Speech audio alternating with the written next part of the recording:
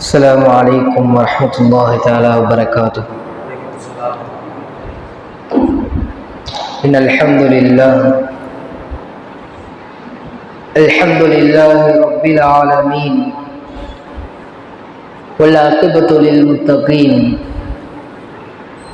الصلاة والسلام على أشرف الأنبياء والمرسلين وعلى آله وصحبه أجمعين، ما بعد.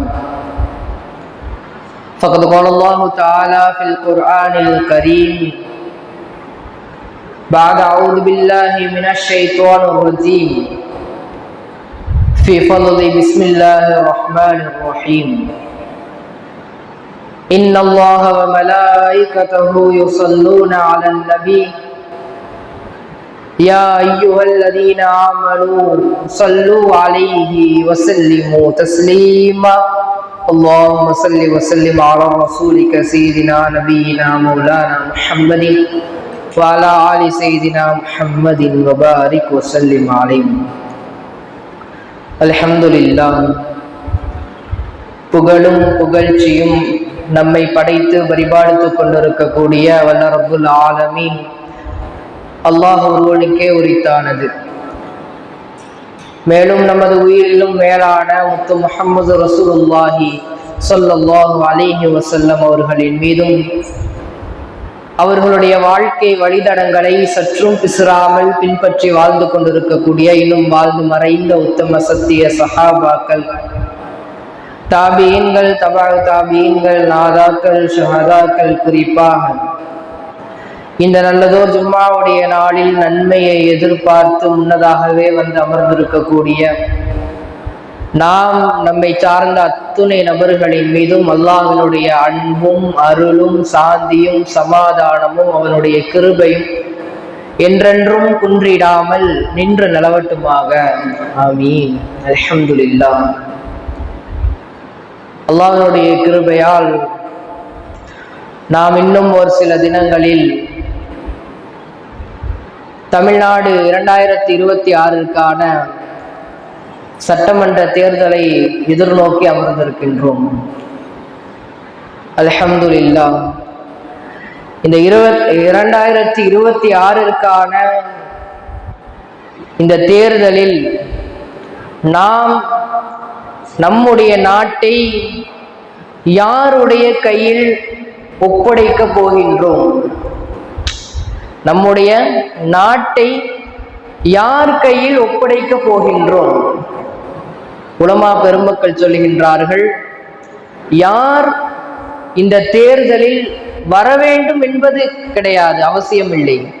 யார் இந்த தேர்தலில் வரக்கூடாது, யார் இந்த நாட்டிற்கு ஆட்சியாளராக வந்தால் இஸ்லாமியர்கள் பாதிக்கப்படுவார்கள், யார் இந்த நாட்டிற்கு ஆட்சியாளராக வந்தால் இஸ்லாமியர்கள் முடக்கப்படுவார்கள், யார் இந்த நாட்டிற்கு ஆட்சியாளராக வந்தால் இஸ்லாமியர்களை இந்த நாட்டை விட்டு விரட்டுவார்கள், அவர் இந்த தேர்தலில் வெற்றி பெறக்கூடாது என்ற நோக்கம்தான் நமக்கு இருக்க வேண்டுமே தவிர யார் வெற்றி பெற வேண்டும் என்பது கிடையாது. அப்போ யார் சிறந்த ஒரு ஆட்சியாளர் என்பதை இங்கு நாம் பேச வரவில்லை. யார் சிறந்த ஆட்சியாளர் என்று நாம் பேச போனால் ஒருவரை கூட சொல்ல முடியாது. அந்த காலமெல்லாம் முடிந்து விட்டது. சஹாபாக்கள், தாபீன்கள், தபஅ தாபீன்களுடைய காலத்தோடு சிறந்த ஆட்சியாளர்களுடைய அந்த காலம் முடிந்து விட்டது. இப்ப யாரு சிறந்த ஆட்சியாளர் அப்படின்னு நம்ம பார்க்க வரல. யாருக்கு நாம் ஓட்டு போட்டால், யார் இந்த தேர்தலில் வெற்றி பெற்றால் இஸ்லாமியர்களுக்கு சுதந்திரம் கிடைக்கும், யார் இந்த நாட்டில் வெற்றி பெற்று ஆட்சியாளராக வந்தால் இஸ்லாமியர்களை முடக்கப்படாமல் இருப்போம் என்பதை நாம் தொலைநோக்கு சிந்தனையில் சிந்தித்து ஓட்டு போட வேண்டும். ஒரு சிறந்த ஆட்சியாளர் என்பவர் ஹதீஸின் அடிப்படையிலும் குர்ஆனுடைய வசனங்களின் அடிப்படையிலும் அவரிடம் இறையச்சம் என்பது இருக்க வேண்டும். ஒரு சிறந்த ஆட்சியாளராக இருக்கக்கூடிய ஒரு நபரிடம் இறையச்சம் என்பது இருக்க வேண்டும். இன்றைய எத்துணை கட்சியினுடைய தலைவர்களை எடுத்துக்கொண்டாலும் இறையச்சத்தோடு இருக்கின்றார்களா என்று கேட்டால் கிடையாது. இறைவனுடைய பயம், இறைவன் நம்மை பார்க்கின்றான், மக்களுடைய பணத்தை நாம் கொள்ளையடிக்க கூடாது என்ற நோக்கம் என்ற ஒரு பயம் உடைய ஒரு ஆட்சியாளர் என்பது இந்த காலகட்டத்தில் யாருமே கிடையாது. யாருமே அந்த இடத்திற்கு வருவதற்கு தகுதியும் கிடையாது. நபி ஸல்லல்லாஹு அலைஹி வஸல்லம் சஹாபாக்களுடைய காலத்தோடு அதெல்லாம் முடிந்து விட்டது. எந்த அளவுக்கு ஆட்சியாளர் இருக்கணும்னு சொன்னால், குறிப்பாக பெண்களுடைய சவகாசம் இல்லாத ஒரு ஆட்சியாளர் நமக்கு வர வேண்டும். பெண்களோடு, அந்நிய பெண்களோடு, தனக்கு உரிமை இல்லாத, தனக்கு சொந்தமில்லாத பெண்களோடு தொடர்பில் இருக்கக்கூடிய கட்சி தலைவர்களை நாம் ஆட்சியாளராக நியமிக்க கூடாது. ஏன்னு சொன்னா, நபி ஸல்லல்லாஹு அலைஹி வஸல்லம் சொல்லுகின்றார்கள், அந்நிசாஉ ஹபாயிலு ஷைத்தான். அந்நிசாஉ ஹபாயிலு ஷைத்தான். ஷைத்தானுடைய வலைதான் பெண்கள். ஷைத்தானுடைய வலை யாரு? பெண்கள். அப்பேற்பட்ட ஷைத்தானுடைய வலையில் சிக்கி கொண்டவர்கள் ஆட்சியாளராக வருவதற்கு தகுதியே கிடையாது. இன்றைய ஆட்சியாளர்களை நாம் கணக்கிட்டு பார்த்தோமே ஆனால், அவர்களுடைய தகுதியை நாம் சோதித்து பார்த்தோமே ஆனால், சிந்தித்து பார்த்தோமே ஆனால், யாருக்கு பெண்களுடைய மற்ற பெண்கள், அதாவது தன்னுடைய மனைவி மக்கள் தாண்டி மற்ற பெண்களோடு யார் தொடர்பில் இருக்கின்றார்களோ அப்பேற்பட்ட ஆட்சியாளர் இந்த நாட்டிற்கு அல்ல, இந்த உலகிற்கே வருவதற்கு எந்த தகுதியும் கிடையாது. அப்போ இன்றைய அரசியல் தலைவர்கள்ட்டெல்லாம் சர்வசாதாரணமாக இருக்கக்கூடிய ஒரு பழக்கம் என்னன்னு சொன்னா, பெண்கள்கிட்ட அத்துமீறி நடந்து கொள்கின்றார்கள். தன்னுடைய மனைவியை கூட மதிக்காமல், தன்னுடைய மனைவி எப்படிப்பட்டு போனால் என்ன, எக்கேடு கெட்டு போனால் என்ன என்று உதறி தள்ளிவிட்டு, மனைவியை கூட மதிக்காமல் வேறொரு நடிகைக்காக தன்னுடைய மனைவியை தூக்கி எறிந்து வரக்கூடிய ஆட்சி தலைவர்களை நாம் பார்க்க முடிகின்றது. அல்லாஹ் அக்பர். அவர்கள் நினைத்தால் எனக்கும் என்னுடைய மனைவிக்கும் சம்பந்தப்பட்ட விஷயம், அந்த கட்சியில உள்ளவங்களே மனைவியை பற்றி பேசுறாங்க, விமர்சிக்கிறாங்க, அதை கேட்பதற்கு கூட வக்கில்லாத ஒருவர் இந்த நாட்டிற்கு தலைவராக வருவதற்கு எந்த தகுதியும் கிடையாது. தன்னுடைய மனைவியை பாதுகாக்க முடியல, தன்னுடைய மனைவி ஒரு பெண், அந்த பெண்ணை பாதுகாக்க தெரியல, கையில வச்சுக்கிற தெரியல. அப்பேற்பட்ட ஒரு ஆட்சியாளர் இந்த நாட்டிற்கு வந்தால் எப்படி பெண்களுக்கு சுதந்திரம் கிடைக்கும்? எப்படி பெண்களுக்கு ஒரு பாதுகாப்பு கிடைக்கும்? ஒரு பெண்களுக்கு பாதுகாப்பு இருக்கணும்னு சொன்னா குடும்பத்தோடு அவங்க நல்ல முறையில நடந்திருக்கணும். அப்பேற்பட்டவர்கள் தான் பெண்களுக்கு பாதுகாப்பு தர முடியும். தன்னுடைய மனைவி இடத்துல நல்ல முறையில நடந்திருக்கணும். தன்னுடைய மனைவி இடத்துல தான் சிறந்த கணவன் என்று பெயர் பெற்ற ஒரு ஆட்சியாளர் மட்டும்தான் இந்த நாட்டில் உள்ள பெண்களுக்கு பாதுகாப்பு தர முடியும். அதை நாம் மனதில் ஆழமாக பதிய வைத்துக் கொள்ள வேண்டும். அப்போ இந்த காலகட்டத்தில் ஆட்சியாளர் யாரெல்லாம் வரக்கூடாது அப்படிங்கிற ஒரு பட்டியல்ல பெண்களோடு தொடர்புல இருக்கக்கூடிய நபர் யாருமே ஆட்சிக்கு வரக்கூடாது. ஏன்னு சொன்னா, நபி ஸல்லல்லாஹு அலைஹி வஸல்லம் சொன்ன ஹதீஸ நம்ம ஆரம்பத்துல சொன்னோம், அன்னிசாஉ ஹபாயிலு ஷைத்தான். ஷைத்தானுடைய வலைதான் பெண்கள். அப்பேற்பட்ட ஷைத்தானுடைய வலையில சிக்கிக்கிட்டு இருக்கவரு நமக்கு எப்படி பாதுகாப்பு தர முடியும்? இந்த நாட்டிற்கு எப்படி பாதுகாப்பு தர முடியும்? கொஞ்சம் சிந்தித்து பார்க்க வேண்டும். இந்த நாட்டினுடைய அரசாட்சி, இந்த நாட்டினுடைய ஆட்சி, இந்த சட்டமன்ற தேர்தலில் யார் வெற்றி பெற வேண்டும் என்று ஓட்டு போடுவது ஒவ்வொரு முஸ்லிம்களின் மீதும் வாஜிப் என்று உலமாக்கள் சொல்கின்றார்கள். வாஜிப்னா என்ன? ஃபர்லுக்கு அடுத்து வாஜிப். அப்போ ஓட்டு போடுறது ஒவ்வொரு முஸ்லிம்களின் மீதும் வாஜிப், கடமையாக்கப்பட்டிருக்கின்றது. அப்போ சிந்தித்து நாம் ஓட்டு போட வேண்டும். யார் வரணும்? ஏன்னு சொன்னா, நபி ஸல்லல்லாஹு அலைஹி வஸல்லம் சொல்றாங்க, ஒரு அநியாயம் நடக்குதுன்னு சொன்னா அந்த அநியாயத்தை நம்ம தட்டி கேட்கணும். ஹக்கு எதுவோ அதை கேட்கணும். அப்போ அநியாயத்தை நம்ம தட்டி கேட்கலன்னு சொன்னா, நாம் ஓட்டு போடலன்னு சொன்னா, நாம் இதுதான் சரி என்று சொல்லவில்லை என்று சொன்னால் நாம் ஓட்டு போடவில்லை என்று சொன்னால் அதற்கான பாவம் நம்மை வந்தடைகின்றது. அதே போல்தான் நாம் ஓட்டே போடாமல் இருந்தாலும் சரி, ஓட்டு போடுறோம், இவர் அநியாயக்காரன் தெரியுது, இவர் வந்தா இஸ்லாமியர்களுக்கு பாதுகாப்பு கிடையாதுன்னு தெரியுது, அப்பேற்பட்டவருக்கு நாம் ஓட்டு போட்டோம்னு சொன்னா அதற்கான ஒரு பாவத்திற்கான கூலி நமக்கு கிடைக்கப்படுகின்றது. இந்த நேரத்துல நம்ம சிந்திச்சு ஓட்டு போடணும். அப்போ யாருக்கு ஓட்டு போட்டா யார் அநியாயக்காரன் என்னால தேர்ந்தெடுக்க தெரியல, இப்ப நான் ஓட்டே போடாம இருந்துடலாமான்னு கேட்டாலும் கூடாது. அப்படி ஓட்டே போடலனாலும் உங்களுக்கு பாவம் வந்து சேரும்.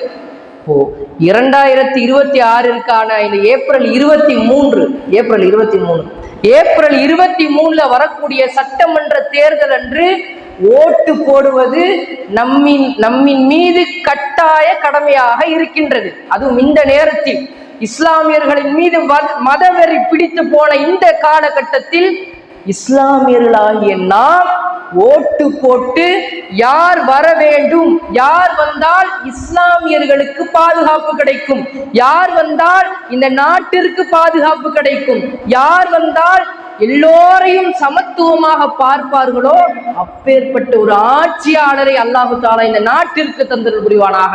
இந்த நேரத்தில் அப்பேற்பட்ட துஆவை நாம் கேட்க வேண்டும்.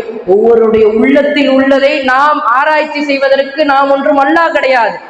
ஒவ்வொரு உள்ளத்திலையும் வெளியில ஒரு ஷோ காட்டலாம், உள்ளுக்குள்ள ஒரு விஷயத்தை வச்சிருக்கலாம். இப்படியெல்லாம் நிறைய ஆட்சியாளர்கள், ஆட்சி தலைவர்கள் இருக்கின்றார்கள். அப்போ உள்ளத்துல உள்ளதை நம்ம அறிய முடியாது, நம்ம தேர்ந்தெடுக்க முடியாது. ஆனால் அல்லாஹ்விற்கு தெரியும். ஒவ்வொரு வக்திற்கு பின்னாலும் நாம் கேட்கக்கூடிய ஒரு துஆ, யார் ஆட்சியாளராக வந்தால் இஸ்லாமியர்களுக்கு அமைதி கிடைக்குமோ, யார் ஆட்சியாளராக வந்தால் பெண்களுக்கு பாதுகாப்பு கிடைக்குமோ, யார் ஆட்சியாளராக வந்தால் எல்லோரையும் சமத்துவமாக பார்ப்பார்களோ அப்பேற்பட்டவர்கள் ஆட்சியாளராக வர வேண்டும். யூசுப் அலைஹிஸ்ஸலாம் அவர்கள் மிகப்பெரிய ஆட்சியாளர்கள். நபிமார்கள் என்றாலே பெரிய பெரும் ஆட்சி செய்தவர்கள், வீர வரலாற்றிற்கு சொந்தக்காரர்கள். நபிமார்களை எடுத்துக்கொண்டாலும் சரி, சஹாபாக்களை எடுத்துக்கொண்டாலும் சரி, யூசுப் அலைஹிஸ்ஸலாம் எந்த அளவிற்கு பெண்கள் விஷயத்தில் பேணிக்கையாக இருந்தார்கள் என்பதை நாம் சிந்தித்துக் கொள்ள வேண்டும். யூசுப் அலைஹிஸ்ஸலாம் இளைஞராக இருக்கின்றார்கள். இந்த இளம் வயசுல எல்லோருக்கும் எல்லா விதமான ஆசைகளும் தூண்டுதலும் இருக்கக்கூடிய வயதென்றால் அது இளம் வயது. குழந்தை பருவம் கிடையாது, வயதான பருவம் கிடையாது. இளம் பருவத்தில் தான் எல்லா விதமான மன இச்சையின் உச்சகட்டம் என்றால் அது இளம் பருவத்தில் தான் வரும். குறிப்பாக பெண்களின் மீது உண்டான மோகம்.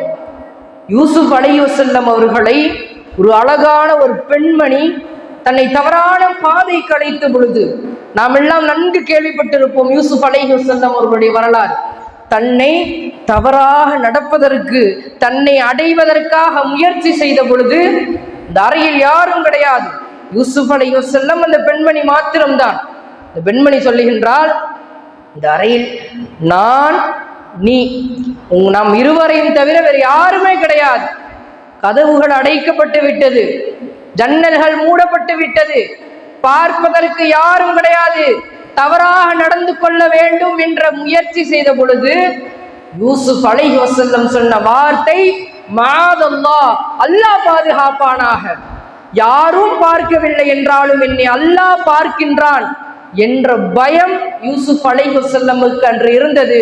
அந்த பயம் இந்த காலத்திற்கு வரக்கூடிய கட்சி தலைவர்களுடைய உள்ளத்தில் இருக்கின்றதா என்று கேட்டால் கிடையாது. அல்லாஹ்வினுடைய பயம், இறைவனுடைய பயம், படைத்தவனுடைய பயம் இருக்கின்றதா கேட்டால் கிடையாது. அப்போ இஸ்லாமியர்களை இந்த நாட்டை விட்டு எப்படியாவது விரட்ட வேண்டும். இஸ்லாமியர்கள் என்றாலே தீவிரவாதிகள். போன தடவை சொன்னது போல RSS கட்சிக்காரர் சொன்ன அந்த விஷயம் நமக்கு எல்லாம் தெரியும்.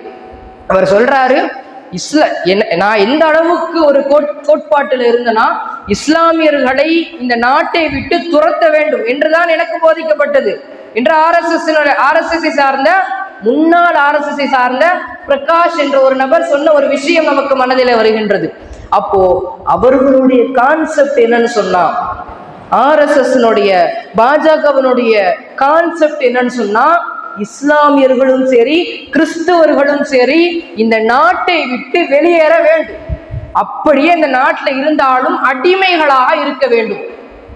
அப்பேற்பட்ட பாஜகவோடு கூட்டணி வைத்திருக்கக்கூடிய நபரை நாம் தேர்ந்தெடுத்தோமே ஆனால் நம்மை விட இம்மையிலும் மறுமையிலும் நஷ்டமானவர்கள் யாரும் கிடையாது, கை சேதமானவர்கள் யாரும் கிடையாது. நல்ல சிந்திச்சு ஓட்டு போடக்கூடிய ஒரு இடத்துல நம்ம எல்லாம் இருக்கிறோம். இங்க இருக்கக்கூடிய மேக்சிமம் எல்லார்ட்டையுமே ஓட்டுரிமை இருக்கு, எல்லார்ட்டையுமே ஓட்டு ஐடி இருக்கு. அப்போ நாம் ஓட்டு போடுவதற்கு முன்னால் யோசிக்கணும், யார் யாரெல்லாம் பாஜகவோடு கூட்டணியில இருக்கிறாங்க, யார் பகிரங்கமாகவும் பயங்கரமாகவும் பாஜகவை எதிர்க்கிறாங்க, பிஜேபியை எதிர்க்கிறாங்க, பகிரங்கமா யார் எதிர்க்கிறாங்களோ அவங்களுக்கு தான் இந்த நேரத்துல நாம் ஓட்டு போடணுமே தவிர பாஜகவோடு கூட்டணியில இருக்கிறவங்களுக்கு எக்காரணத்தை கொண்டும், சிலர் பகிரங்கமா கூட்டணியில இருக்கிறத காட்டிக்கிறாங்க, சிலர் ரகசியமா கூட்டணியில இருக்கிறாங்க, சிலர் மட்டும்தான் பாஜகவை பகிரங்கமா பயங்கரமா எதிர்க்கிறாங்க. அவங்க இந்த நாட்டுக்குள்ள அவர்களுடைய வாடை கூட வரக்கூடாதுன்னு சொல்லி போராடக்கூடிய நபர்கள் ஒரு சில பேர் தான்.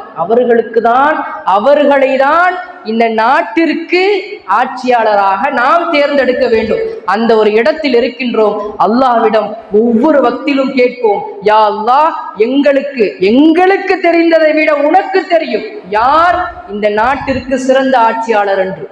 யார் இந்த நாட்டிற்கு வந்தால் இஸ்லாமியர்கள் பாதிக்கப்பட மாட்டார்கள், யார் இந்த நாட்டிற்கு வந்தால் இஸ்லாமியர்களை இந்த நாட்டை விட்டு விரட்ட மாட்டார்கள், அடிமைத்தனம் படுத்த மாட்டார்களோ அப்பேற்பட்ட ஆட்சியாளரை அல்லாஹ் என்று நாம் அதிகமாக துஆ செய்ய கடமைப்பட்டிருக்கின்றோம்.